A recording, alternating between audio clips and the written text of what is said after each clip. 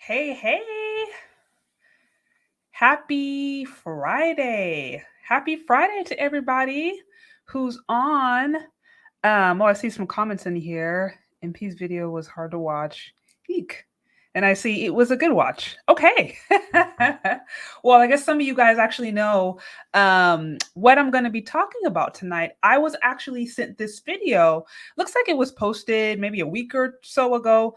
But it was a video created by a YouTuber called Mahogany Pink. This is actually my first time hearing about Mahogany Pink, but yeah, I was sent this video and told to give a reaction to it. So that is what we're actually going to be talking about today.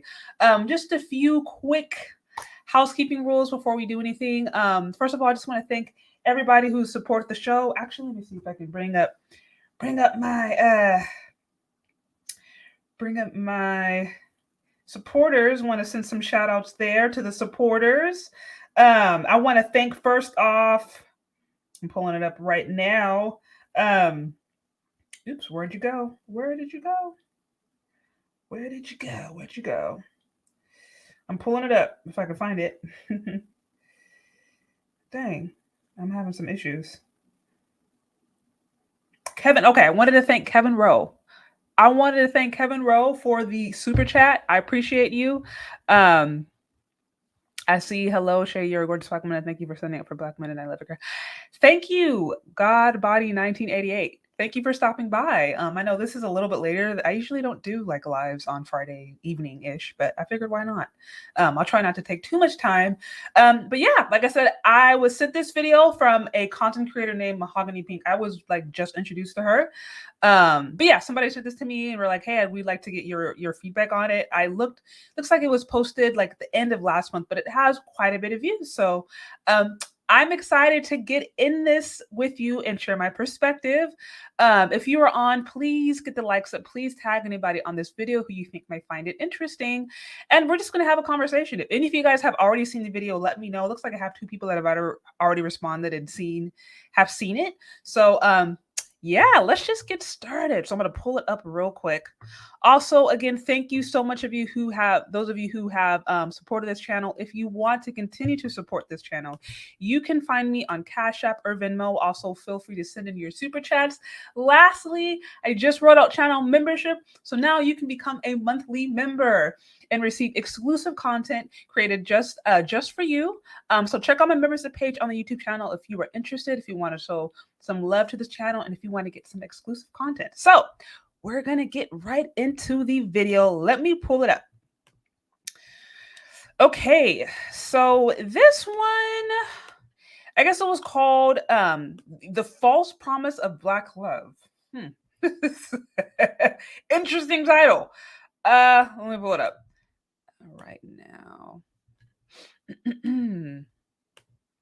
Have you guys seen it yet? I'm curious. Like I said, I have 2 people that have responded. Let me bring it up. Okay.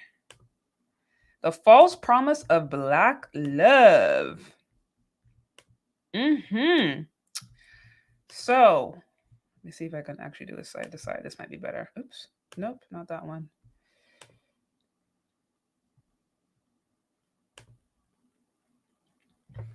Okay, so we're gonna get right into it. Looks like there's an ad whirling through, so we're gonna have to today's that real cash quickly. money proof video. Skipping that. You've been seeing images of ever since you were a little girl. You've been seeing images of black love on the TV screen that looked like this, or this, or this. But in reality, black love has always looked a little more like this. Extra aggressive. You are the fuck. Investigators say. Okay. That's interesting. I can say as a girl growing up, I don't remember really seeing a lot of positive images of black love. And the select images that I did see were few and far between compared to the overwhelming narrative regarding black families, black love, and black people, which was generally negative. So I do not recall growing up and being sold this dream of like, oh, black love, black love. That was not my experience. I certainly remember like Color Purple. I remember that. I remember black men ain't this. I remember black men are gay, or black men are violent, or black men only want Becky. Like those are that's the narrative that I remember growing up hearing. So I don't know. I'm like, I don't know if this is a region thing, but I'm like, where I grew up in, I did not grow up seeing black love. And obviously, the first issue is that any black person in particular who was looking to media to paint the picture of what life should look like is headed down a road towards destruction, because 90% of media, including black owned media, it's not owned by black people. It's owned by like 6 or 7 major companies.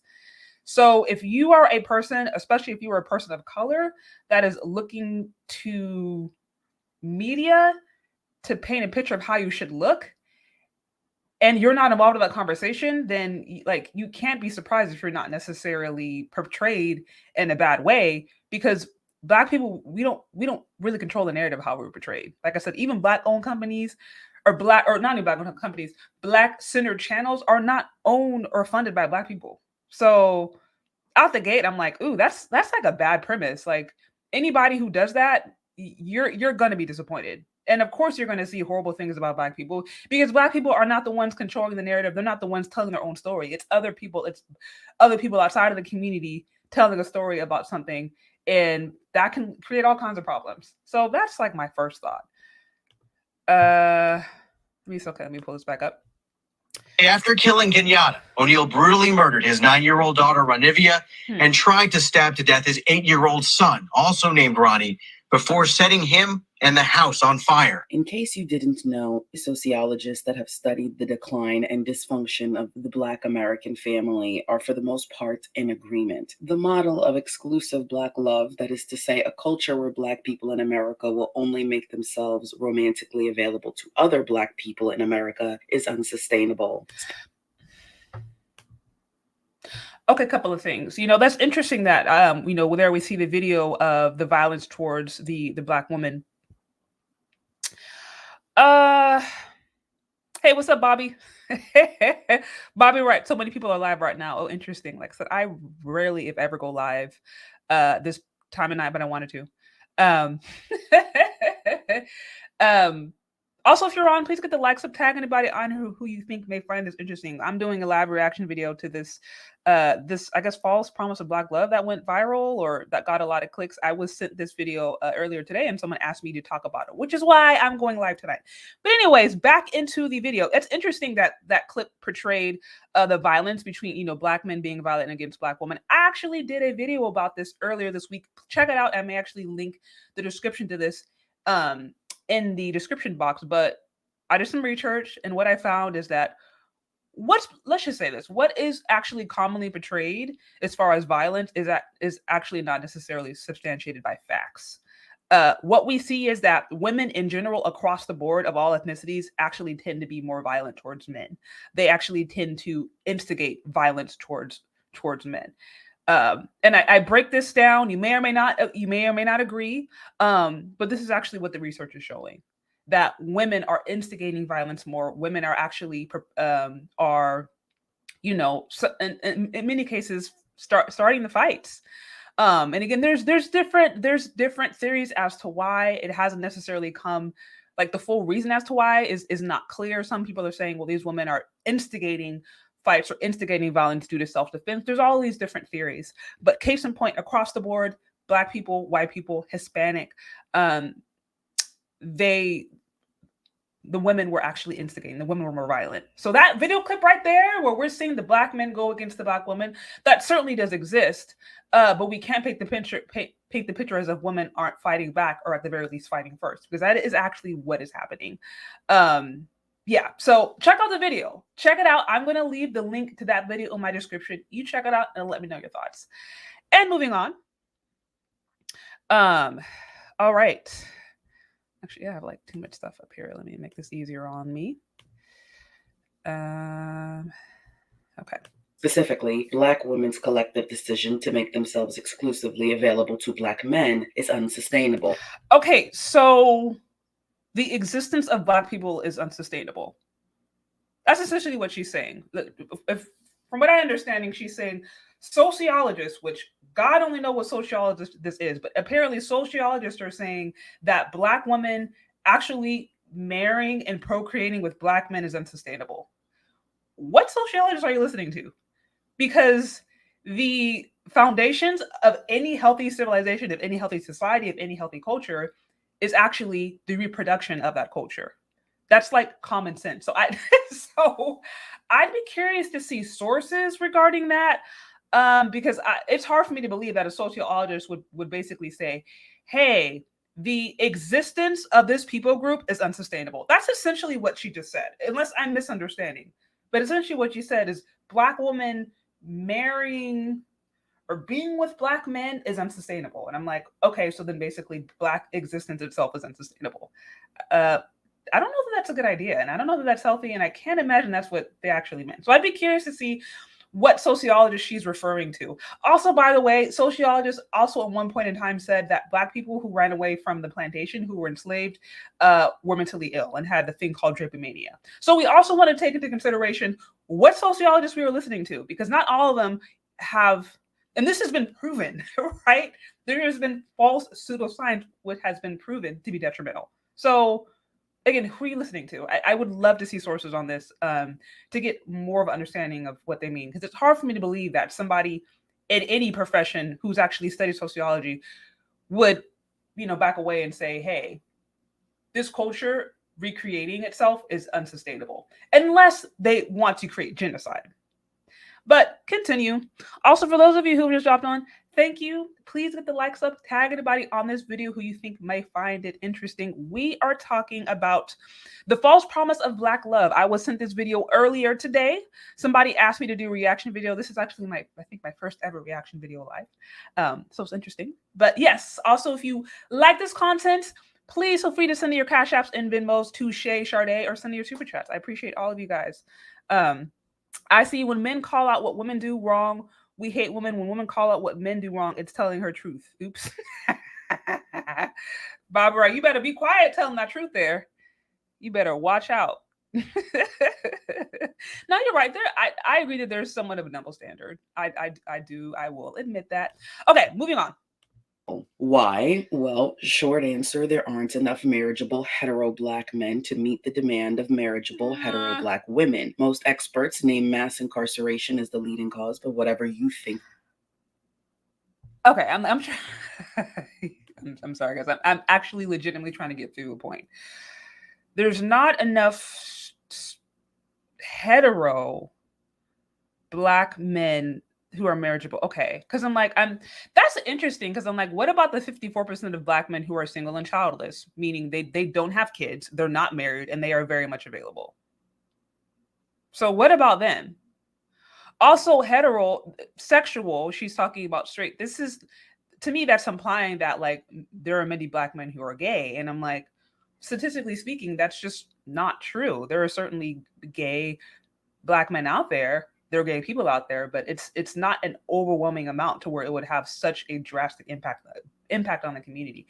And case in point, I'm just like, well, then why? It doesn't make any sense to me. Black men are more married. I don't know. That just doesn't make any sense to me. I'm like, what? Okay, and then also, by the way, no, we're just going to continue. The issue is, the fact remains that the community has a shortage of gainfully employed Black men. Stefan okay. By the way, that is a economist. Stefan Michel, whoever, I don't even know how to say his name. It's interesting because earlier in the video, she talks about, it's addressed hey, sociologists basically said that Black families are unsustainable, or that Black families have issues. And she's talking about sociologists. But this person right here, the article that she referenced is actually from an economist, and he's making an argument about the economy. Sociology and economics, they are interrelated, but that's not necessarily connected to this argument. So I kind of found that strange. I'm like, why are you talking about sociologists, but you're actually quoting an economist? I don't know that's, I don't know. That could lead to, I think, misinterpretations of things. And I'm wondering if that's what happened here. But those are just my thoughts. It says 4 out of 5 Black men have never been locked up. Over half of us are single and childless. Over 60% of us are middle class. Meanwhile, the highest increase of bisexuality is among Black women. I haven't looked at stats, regarding that, but I know just women in general, I think, are more open to alternative lifestyles than men. I think that's across the board, but don't quote me on the stats there. Okay, so we're going to continue. Men who can support a family and are looking to marry a Black woman, short by about several million, in fact, and this is causing a host of problems. In his book, The Racial Hierarchy, evolutionary psychologist C. Paul Grandison explains that when you have a sex ratio imbalance like the one that Black America has, specifically one that favors the men, the result is that the men become aggressively and deceptively hyper-competitive for short-term sexual relationships. They stop looking for love or marriage, and and they're definitely not monogamous. Essentially, they try to build a harem for themselves. Because they have this power, they're able to set the terms of relationships, and naturally, they choose terms that are in their favor, ones that get them the most commitment from a woman while offering the least in return. This changes the behavior of the women looking for a committed partner, and they become much more sexually active earlier in the relationship in an effort to try to lock down a partner. Additionally, a woman may see a man who's already in a committed. Okay, so there's a lot right there. The issue I have with that analysis of Black men, from what I understand, so I guess from what I understand, what she just said was that basically Black men are in the position where they are they're naturally unable to be faithful. They are seeking out short-term partnerships. They're not seeking out actual long-term relationships, and then women as a result are put into situations to be hypersexual, and also put into situations where they have to compete for these men. If that is that's what I'm understanding. What doesn't make sense to me is if Black men were not interested in being committed, then why are more Black men married than Black women? Although there's like 2 million less Black men that are like alive, I think Black women outnumber Black men by about 2 million. Yet there's a higher percentage of Black men that are married. So if Black men really were not interested in being married, or if they weren't interested in long-term relationships, why are they married more? Help me understand that. That doesn't make any sense. So I think just based upon the evidence, we can actually assume that no, maybe Black men are into relationships. And why is it that Black women are not getting married? I think I actually have stats on this. Let me see if I can pull this up, because I'm pretty sure I did some stats on this a little bit not too long ago. Yeah, we know 54% of Black men are single child. Let me see if I have this written down just to prove my point. I think I might have, but if I can find it quickly, I will. And if I cannot, then I will move on. Let me see. I have like so many stats written down from just random stuff. Okay, I can't find it. But anyways, if you just look into it, Black women are married more. Black men are married more than Black women. So if Black men were not interested in being in committed long-term relationships, why are they married at a higher rate and a higher percentage? Although there's 2 million less of them. That doesn't make any sense. I see. Okay, this lady is basically implying that Black women in large numbers are married material today based on what Black men are looking for. How would she know this? Okay, interesting. About 1 million more Black men are married, I believe. Okay, yeah, it's a higher rate. It's a higher rate. For those of you who are on, please get the like up. Tag anybody on here who you think may find this interesting. Today we are talking about. I'm doing a reaction video to this video that went viral not too long ago called "The False Promise of Black Love." I was just sent this earlier today. It is by a content creator, Mahogany Pink. So I'm just going over it and giving my perspective. So yeah, let's get going. Let's get rolling. Relationship and try to take that man for herself out of desperation. Grandison also goes on to say that these men who are spoiled with more options than they should have take a longer time to commit to their partners, express more dissatisfaction with their partners, are more likely to cheat on their partners, and more likely to abandon their partners. He says that he believes that there would be fewer divorces and fewer illegitimate children if the sex ratio imbalance wasn't so great because... Okay. Black women have more kids than Black men. So he's saying there would be less illegitimate children, but Black women by and large are the ones that are going and they're actually having more kids than Black men. Like I said, 54% of Black men are single and childless. It is Black women who are choosing to go and have kids. Black women have more kids than men. So no, you can't blame that on the man if over half of Black men are not even in that equation. Secondly, I think it's like 70% or a little bit over 70% of women across all races who instigate divorce. So again, that cannot be you can't blame that on men when women are the one who are actually generally starting and instigating the divorce. Now, there's probably different reasons as to why. I'm not totally sure. I haven't done a deep dive on that, but case in point, women are the ones that are instigating divorce across the board, and Black women are actually the ones that are having more kids than Black men. So you can't blame Black men for a situation that they're not even involved in. That doesn't make any sense to me. Again, these are just my thoughts. Also, what I've seen in data, I've seen backed up in data. So I'm like, I wonder where you got that from.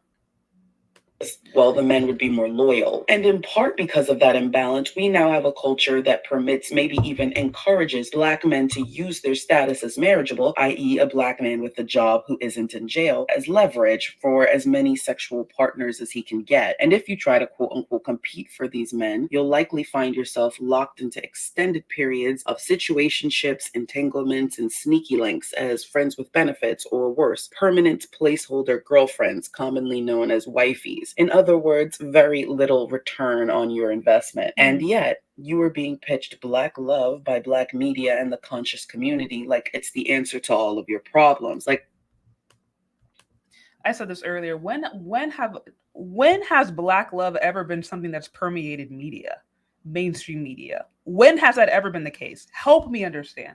We've seen far and few examples of this, and the examples that do exist are small in comparison to the amount of messages that we have seen that usually portray Black people or Black families in general as dysfunctional, generally portray Black men as violent, generally portray Black women as Jezebel or as whorish. So I'm like, where is this community or this society that exists where Black love is consistently being promoted as something desirable and as something good? I've never seen it. If you have seen it, please help me understand. Also, the Black conscious community and many of the men in the Black conscious community speak highly and positively of Black women. So I'm like, the conscious community is Black women are very much involved in that. So it's not like a patriarchal system, or it's not like a system where the narrative is owned by Black men. It is not. And again, even if it was, again, help me out, maybe I'm missing something. Like, was there ever a time where Black love, that was like a trend, that was a thing, we were seeing that everywhere, it was being promoted? Like, help me understand, because I have never known Black love or Black family to be something of importance in a nation where Black people we weren't even considered human like 100 years ago. We weren't even considered human. So we can't act as if like this was always been Black love. Black people have been brainwashed to believe in Black love or the Black family when we weren't even considered human. But those are just my thoughts. Continue. Like it's the answer to all of the community's problems. All Black men and women need to do is come together and restore the Black nuclear family. Stop this fighting on the internet and problem solved. Okay, so again, going back to my earlier point, the Black nuclear family. When did that ever exist in America, period? Black people were not considered people. Just a little over 100 years ago. And then even after that, there was Jim Crow, there was civil rights. Like, Black people have actually had to fight to get any semblance of dignity in the society. And some would even argue that dignity still doesn't exist, that there's still systems and still things out there to keep Black people and just minorities in general oppressed, or at the very least economically at the bottom. So help me understand, when was there ever a time in American history where the Black nuclear family was portrayed as something desirable, when Black people have always been treated in this nation as 3/5 of a person based upon the Constitution that still exists today? Help me understand that. That's why I'm like, if this is out there and I missed it and I've just been like living in like buried in a hole somewhere, like let me know. Please send me those sources, send me those videos, send me those campaigns. I would actually really be interested to see it, because like I said, as a Black woman growing up in Black American education, I never really saw the Black nuclear family as something good or desirable, or never felt like it was shoved down my throat. I honestly believed for a long part that Black men didn't want to marry Black women anymore. I believed a lot of the same things. I talk about this in previous videos, where I believed some of the same things. And it wasn't until I actually started to experience life, and then I had to do some introspection, that I realized, okay, some of the things I was believing was just false. And some of it was me, some of it was things that I chose, some of it was things that I believed or perpetuated, all of that. But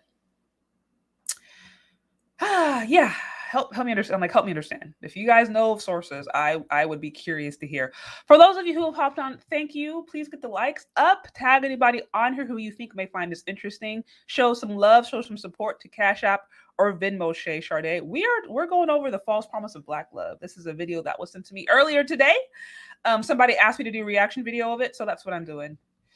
Okay, let's continue. Unstoppable. But instead of addressing what experts have identified as the core issues destroying Black families, like male unemployment and underemployment, and the high crime rates amongst Black males that lead to the sex ratio imbalance, the community has decided that you are the actual problem. You say that you can't find a... Okay, okay, let's just assume all that's true, because I don't believe it's true. You know, and here's the thing: what people do, sometimes people will go to the FBI and pull up stats. The FBI is looking at arrest; it's not looking at convictions. And even if it is, and then even if it was looking at convictions, it's not looking at exonerations rates.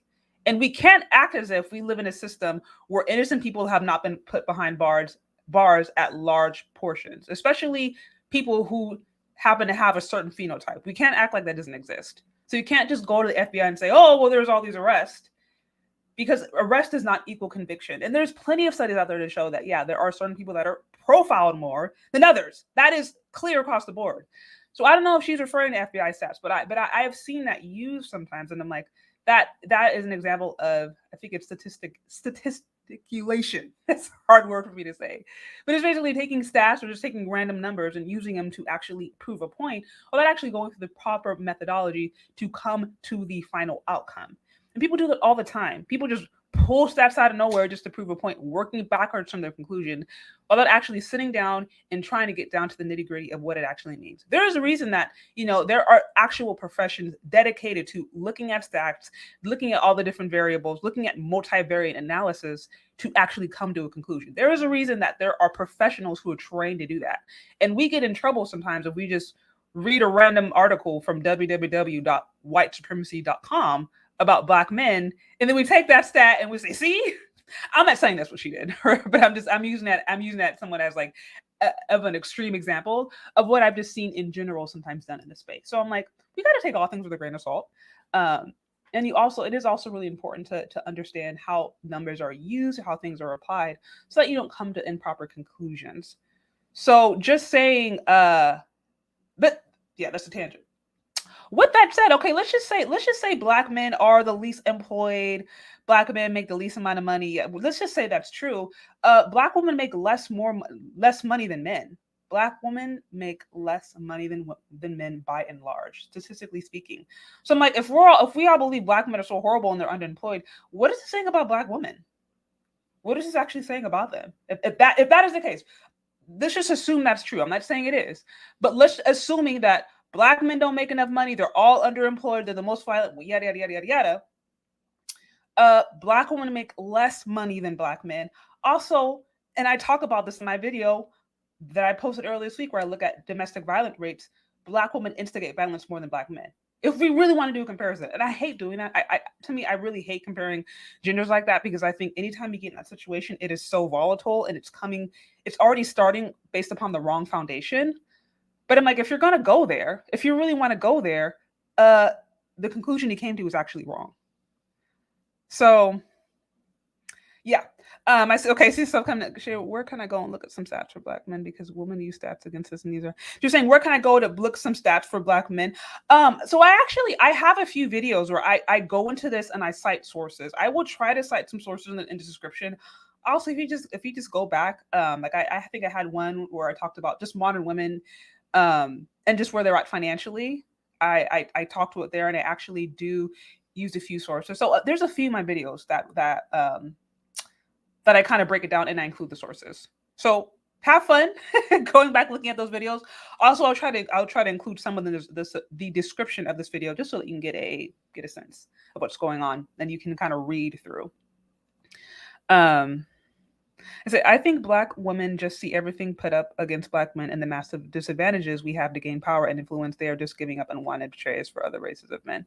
Yeah, no, I think there is something to be said Self-hate is a very, very, very real thing. And I will be honest about this. I was actually sharing with my husband that, as a kid growing up in education, I can remember moments in time being like, man, like my people didn't make any contribution to society, like literally feeling this internally. And I felt that throughout elementary school, high school, as I was learning about history and learning about science. Like I felt that. And so it wasn't until I got older and I started to educate myself and find out things that I was like, whoa, not only is that not true, that's like 180 degrees like false. There's been so many contributions that Black people have made, not only to modern civilization, but to just where we're at today, that no one ever wants to talk about. And I think sometimes just people of color, Black women, because we don't necessarily know about those things, we're not taught those things. It's not promoted. I think sometimes there is just a level of self-hate that some of these women out the gate have, maybe without even knowing it. And then you add that with maybe different trauma you have, maybe not feeling beautiful on your own skin, maybe having issues with your dad or your brothers or men in your family, whatever it may be. And it's easy to just kind of hop on to a self-hating narrative when there's so much trauma out there within the Black community that has not been addressed, and when there's so much misinformation, and when there's such a lack of education and lack of understanding. And just even when you think of like the conscious community or different things, not saying they don't have their issues, they certainly do. But anytime the thought of a person trying to figure out where they come from or trying to have a sense of their identity, their cultural identity, anytime that's looked down upon or clowned, like you're already put in a bad position. Because Irish Americans, they are happy to celebrate St. Patrick's Day. You know what I mean? They are proud of it. Brits or British American people, they are happy about their history. We learn about it all the time. That's all we learned. This is all that we learned growing up. We learned about Britain and England and Roman. So it's like you see Europeans, even Mexicans, Mexican Americans, they have their culture, they have their celebrations. So these cultures, they can have their celebrations and be passionate about it, and no one ever looks at it like it's a problem. But when Black people, or when there are Black people who go out and try to seek the culture, then sometimes they're labeled as, oh, were they're this or that, or they're hoteps, or they're whatever it may mean. And so even the thought of a Black person wanting to go seek out information about themselves is not even seen as something necessarily cool.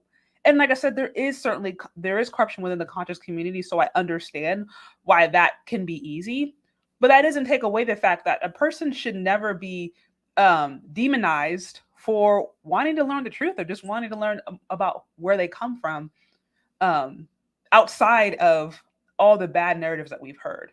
So yeah, see, we don't even try to find out about ourselves. You're right, we don't, because some people believe that the beginning is the beginning and the end of the Black identity is slavery, unfortunately. And I think that's a very damaging, and it's a very that's a horrible mindset to be in. So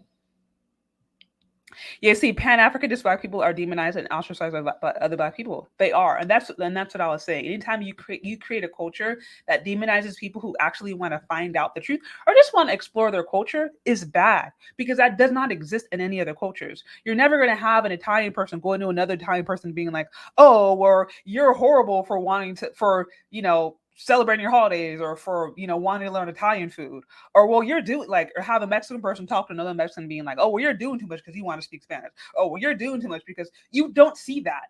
Or having a Jewish person go into another Jewish person and being like, "Oh, well, you shouldn't be celebrating those things. You shouldn't be dressing that way. You shouldn't be holding to these certain holidays." That never happens in other in other communities. So but anyways, so thank you for those of you who have hopped on. Please get the likes up. Please tag anybody on here who you think may find this interesting. I'm going over a reaction video that was sent to me called "The False Promise of Black Love" by Mahogany Pink, I think her name is. This is actually my first Mahogany Pink, yeah. This is my first time ever hearing about her. This is my first video listening from her, so it's been interesting to say the least. I'm going to assume she is a divester. That's my assumption, just based on what I've heard up to this point. If you guys like this, please tag anybody on here. Also, show support to this show. If you want to see more from me, you can find me on Cash App or Venmo. Share Day. I also appreciate super chats. Okay, let's continue. good black man, they say that you're overlooking them for the thugs and players. You say that you're not attracted to thugs and you've never dated one. They say that good black men find you to be too masculine. You say you've never had a problem attracting men, just getting commitment and monogamy out of them. They'll say you didn't earn it, or that high value men have the right to exercise their options. You'll explain that they aren't that high value because you're going more than 50-50 on everything. They'll say that your standards are unrealistic. You say that you commonly date men who don't meet your standards. They'll say that you need to choose better. You'll say there isn't better to choose from. And here we go back and forth in an endless circle jerk with no one acknowledging the real issues. And why won't they do it? Why won't they simply say that the men aren't playing their part in the institution of black love as protectors and providers, and they're the ones who need to alter their behavior? Well,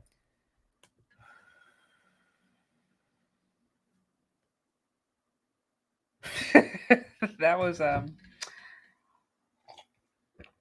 lot there. There was a lot of passion in that. As I said before, if black men were not, if let's just assume black men don't want to commit to black women, that they don't like black women, that they are dedicated to, running around and having as many kids as possible. Why are most black men single? And then with those who are married, why are more black men married than black women? Although there is about 2 million less black men alive than black women, why are black men married at a higher rate than black women? They're married at a higher rate. And also, why is it that black women have more kids? Black women have more kids, but they're the least married. They're the ones going out and creating kids with people outside of wedlock. Unfortunately, they're the ones doing that. Black men are actually committing, and then the black men who do marry, 85% of them marry black women. So, and here's sometimes I think actually what happens. He said she sounds mad that Tyrone didn't call her back. I can't with you. Like I said, this is my first time listening. There's obviously a lot of passion in what she's saying, and so it sounds like she's had some experiences. And look, I will say this: like I said, as a black woman, I remember a situation where somebody was trying to hook me up with a black man.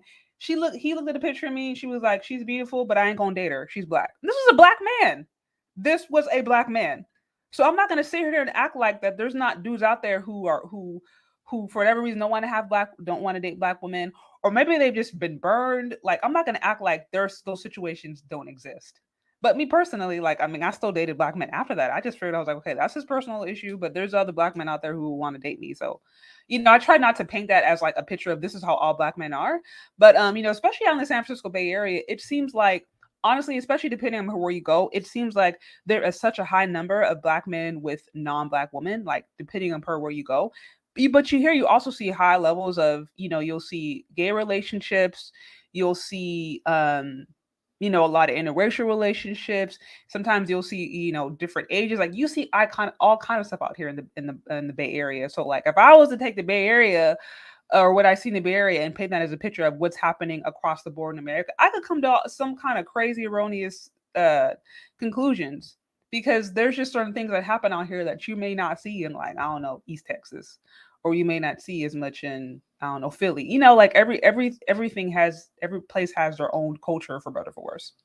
But like I said, I can feel where she's coming from, feeling like she's been rejected from men who look like her.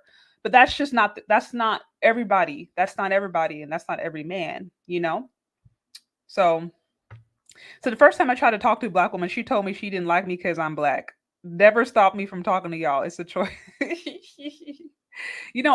Actually, I was talking to my husband about this, and he was telling me, well, actually, I'll wait, because I think that I'll wait. That's not going to be another tangent. So I'm going to try to keep this within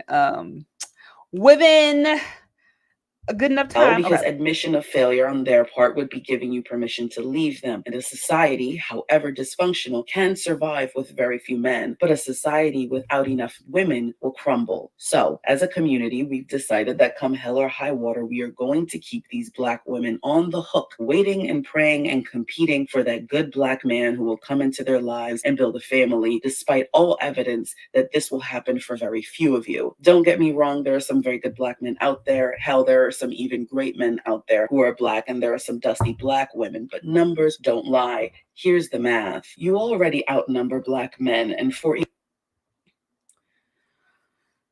This is a lot of work.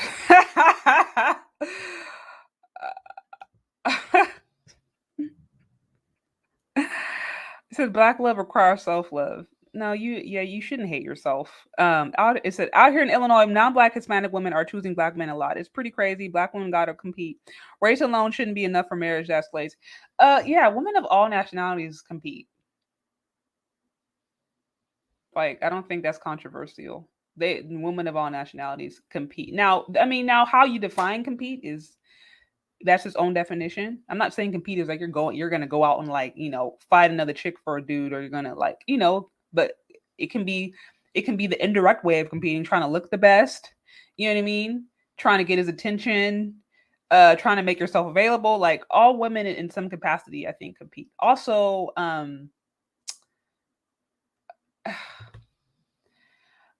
kind of have this. I struggle with the idea of women being hyper loyal to their men, or Black women in particular being loyal to their men, because I personally believe if there is a Black woman out there, let's say her preference is a Black man, but if some white dude or a Latino dude or Asian dude, whatever, came with a whole bunch of different money or with the great career, with the whole package, I think 9 times out of 10 she would leave her Black love dream and marry that guy, and marry that white guy or that Latino man or Asian man or whatever. I think 9 times out of 10 that Black woman, if given the opportunity to marry somebody outside of her race who has who has the money and has the bag, she would do it. She would drop that Black love desire easy. I think the reality is men outside of the Black community aren't necessarily going after Black women like that. I think that is like the bigger issue. Of course, there are interracial relationships that exist, but white people, by and large, are the least likely to date out. If you actually look at the stats, they're the least likely to date out. They are. And it is men who control access to relationships. So I don't know that I believe that women are just sitting along and allowing all these good non-Black men to just pass by them and saying, no, I'm going to pass by you. I know you're a millionaire. I know you have a big old house and can take me on vacations. I know you're loyal. I know you're loving, but I'm going to wait for Tyrone. I don't think that's happening. I think what's happening is those white men are going after Becky.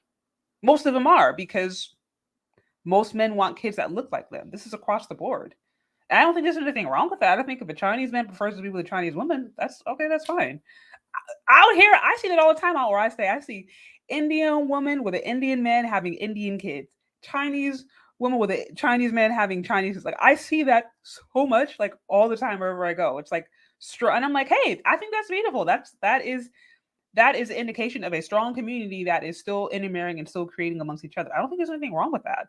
So again, I just don't know that I believe that Black women have been loyal all these years and they have been denying all these other nationalities of men access to them. I think the truth is that these men aren't necessarily going after them like that.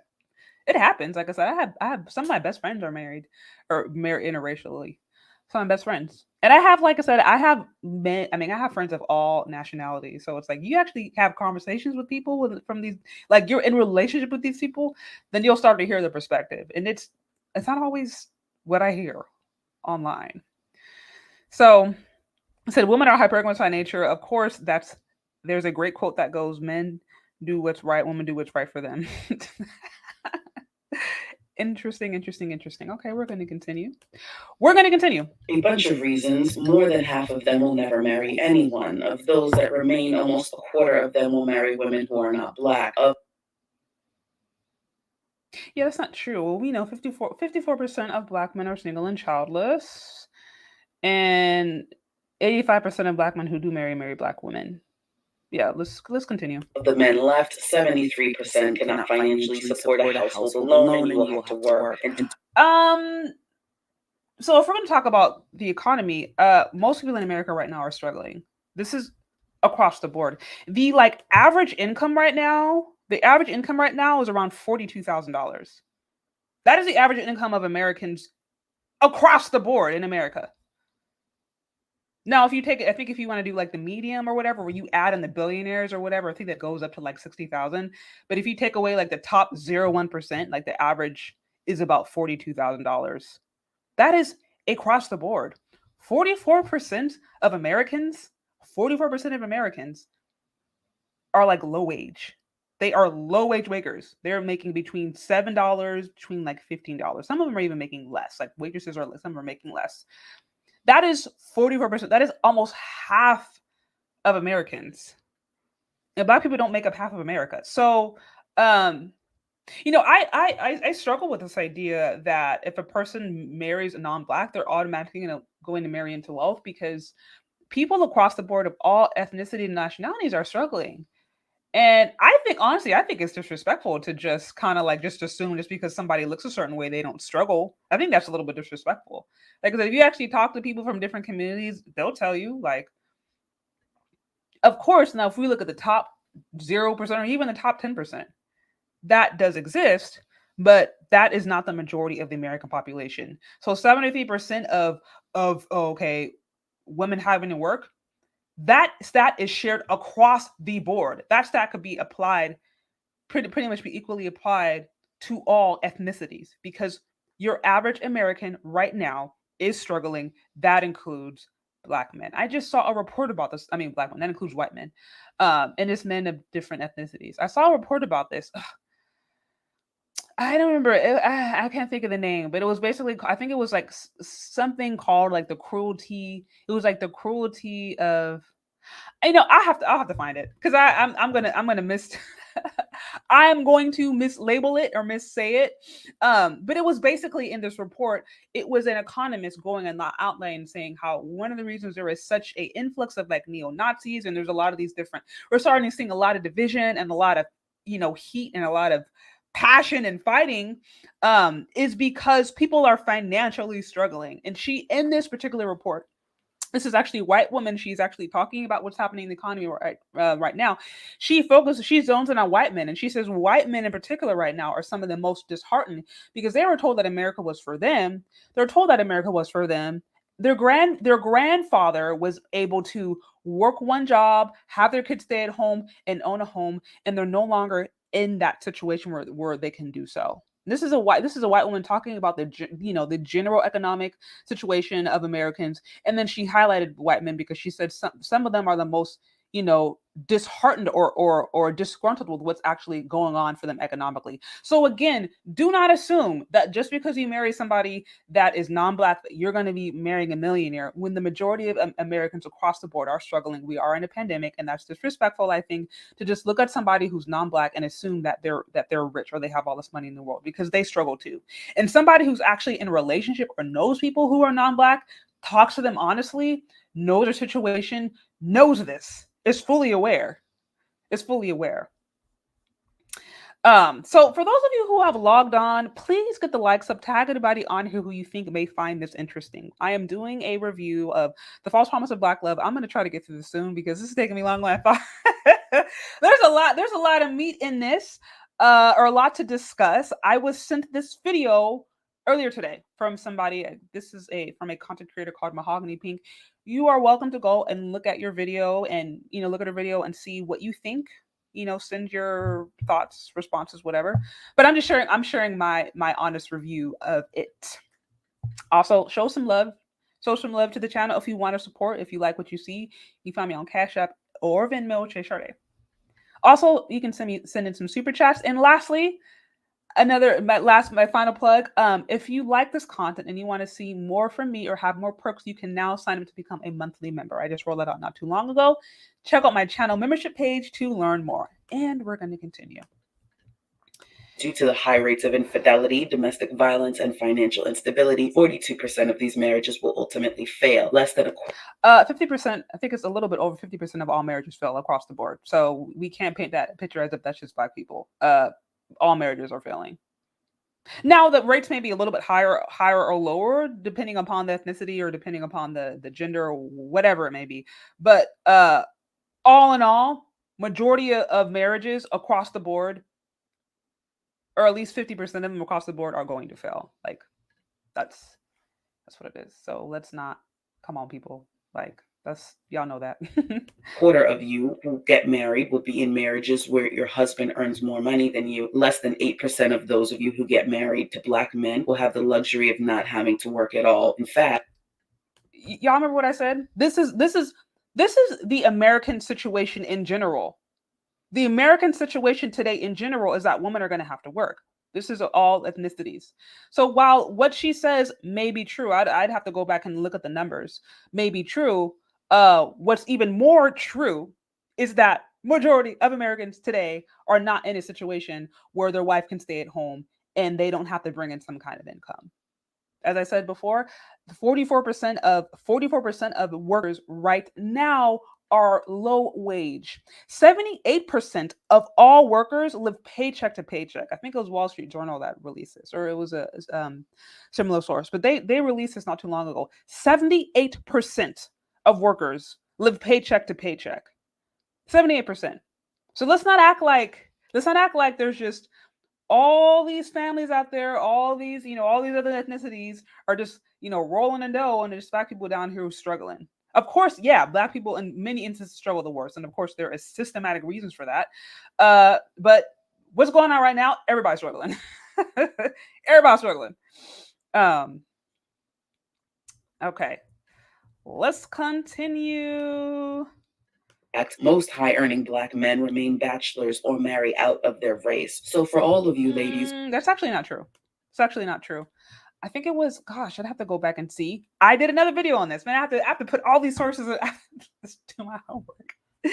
It was okay, 73% of college age educated Black men marry out. It was like about 73%. So those Black men who are college educated, those are the ones that are the most likely to marry out. But it was about 80% of Black men, I think, who make 100K or more marry Black women. It was at least 80%, or maybe 83, around there. I did a video on it. I'm gonna also have to link that in the description for you to watch it, and for you to also give your feedback and let me know what you think. But that's just not, it's not true that majority of Black men who are high earning are marrying out. Actually, many of them are still married with Black women. What actually happens though is that we just happen to zone in on the Black men who are married to Becky, or like the Jeannie Mize. Like we hyper focus on those stories and use that, I think, sometimes to push a particular narrative. But when the evidence speaks to something different, so that's just simply not true. Statistically, it's actually not true. Now, if we want to look to media, and say like, oh, well, because what we're showing online are all these NBA players, all these basketball players, whatever. If we want to look to media and have that be the mirror for what is actually real and what is reality, then you're going to come to all kinds of crazy conclusions. Because, like I said, even Black focused or Black centered media is not owned or ran by Black people. Like, we don't control our narrative. So you can't look to those things as it's painting the picture. And you also can't have one or two bad experiences and use that as an example to say, see, all this is true. Because, like I said, that can create some issues. Okay.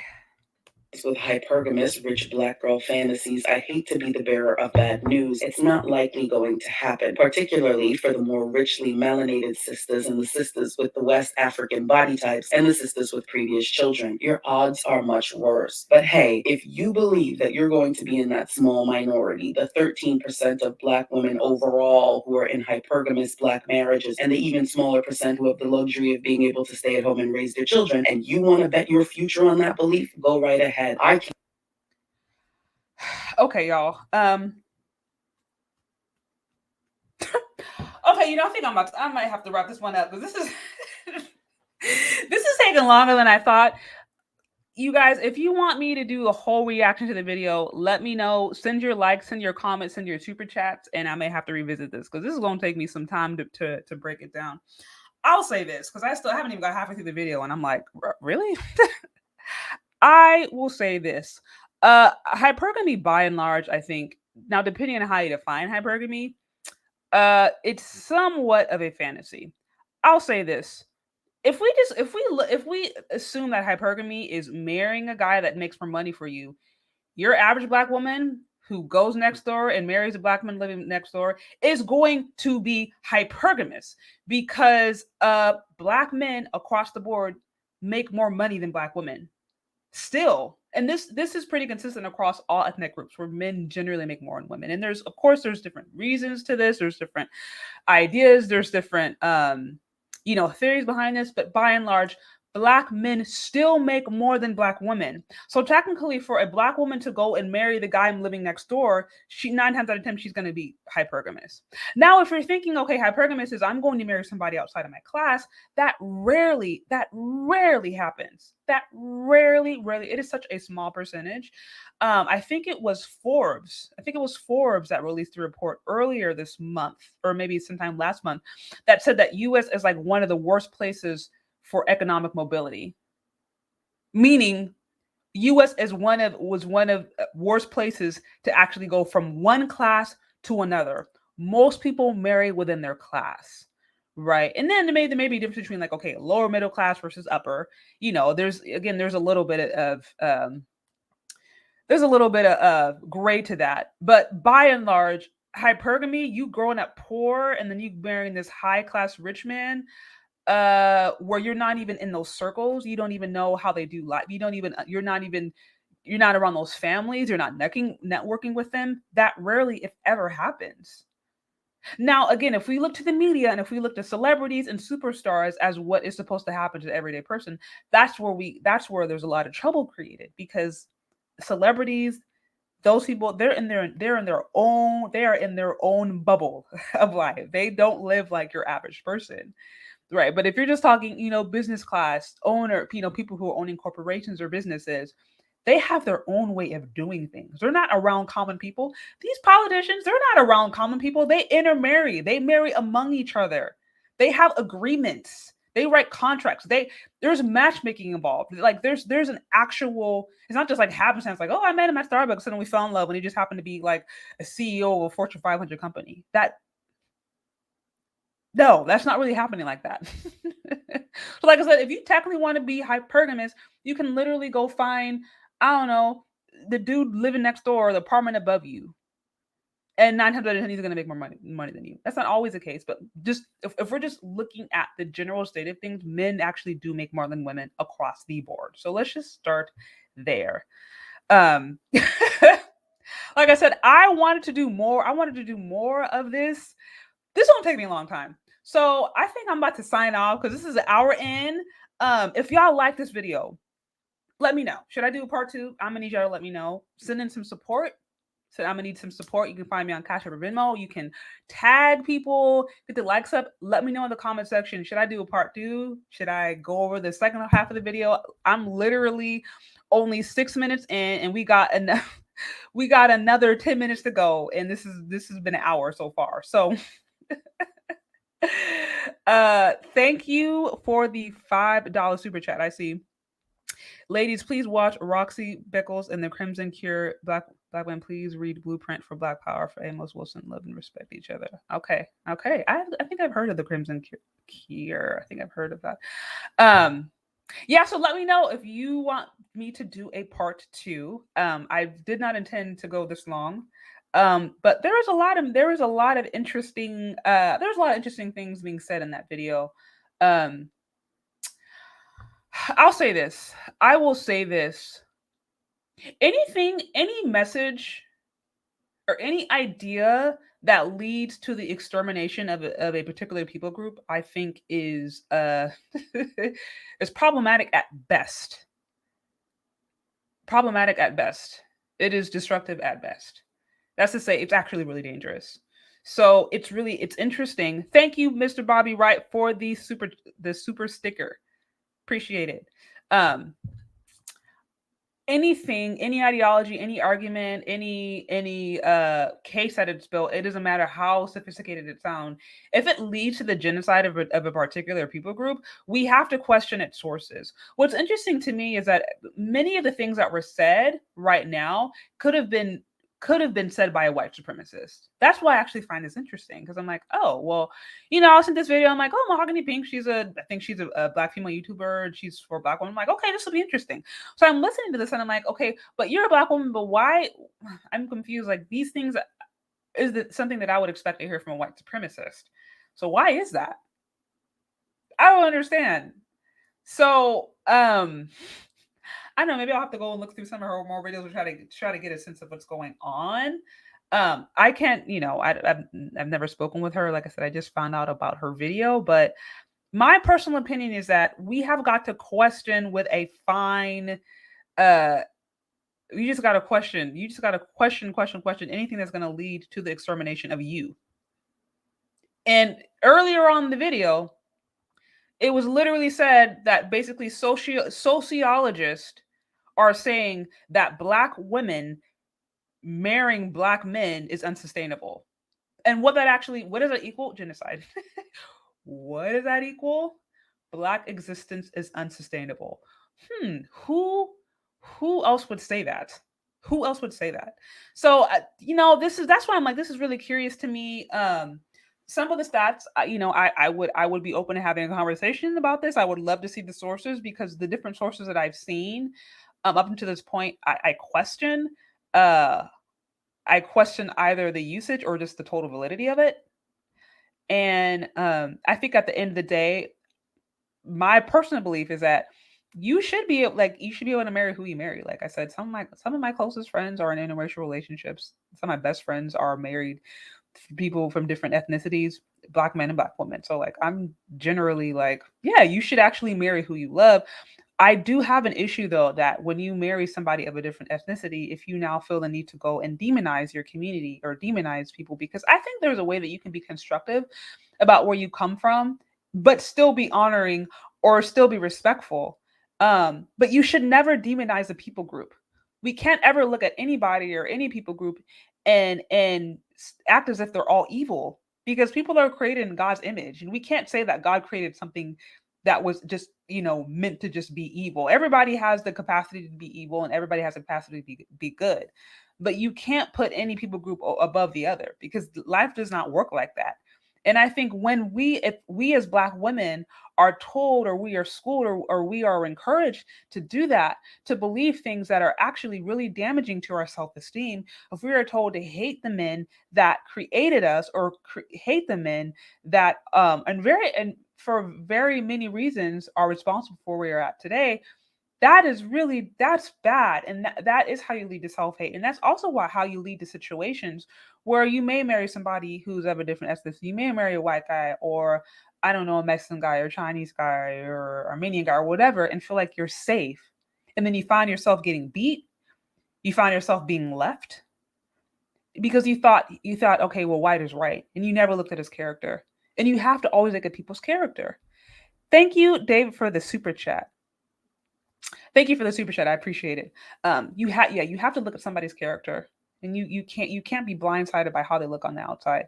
So that is what I would say. Question anything, any ideology, any argument that is going to lead to the genocide of you. That is going to lead to the destruction of people who look like you. You have to question that. You have to question the motives. You have to question the incentive. And you also have to question the validity. And as I said, you know, there's a few things that up to this point I've seen, and I'm like, I don't see that substantiated in data. I don't see that substantiated. I don't see the proof behind that. I'm interested, always interested to have a conversation. I would love to see sources or more sources. Some of the sources that I did see seem to be misapplied, if I'm just being honest. But like I said, hey, maybe I could be wrong. That's why it's always good to have these kind of conversations. But anyways, I'm glad somebody sent this to me. This was interesting. This was entertaining. Again, if you guys want to see a part 2 where I go over the final 10 minutes, and I will try to keep that, we'll try to be as timely as possible. If you want to see it, let me know. Leave your comments. Feel free to share this with anybody who you think may find this helpful. I'm open to having conversations. You know, and yeah, check out her channel. Maybe listen to your video. Let me know what you think. Maybe you do agree. Maybe you think I missed something. Maybe you think I misapplied something, or I'm overlooking something. If so, let me know. I would love to hear from you. But I appreciate you spending your Friday evening with me. And yeah, we'll talk later. Bye.